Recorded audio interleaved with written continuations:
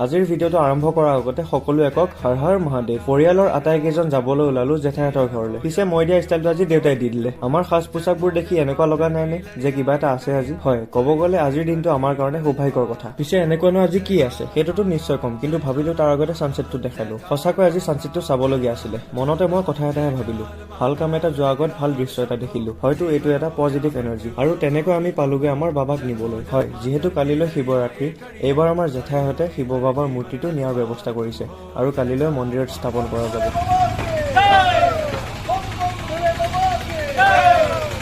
তেনেকৈ আমি আহিলো আৰু মূৰ্তিটো ললো। এতিয়া আমি গৈ আছো জেঠাইহঁতৰ ঘৰলৈ। তেনেকৈ গৈ আমি পালোগৈ মূৰ্তিৰ সৈতে, আৰু এতিয়া নিয়ম নীতিবোৰ কৰি মূৰ্তিটো নমোৱা যাব। সঁচাকৈ সেই সময়খিনিত এটা বেলেগে ভাল লাগিছিল। সকলোৱে ভক্তিৰে আৰু আদৰে সাদৰে বাবাক আদৰিলে। তাৰ পিছত এনেদৰে আটাইকেইজন মিলি বাবাক গাড়ীৰ পৰা নমালে। শেষত সকলোৱে মিলি এভাগ সেৱা জনালে। মই বোলো কিয় সেৱা নকৰিম, ময়ো কৰিলো। পিছে ৰাতিলৈকে ভোজ আছে। দিয়ক, বাই বাই।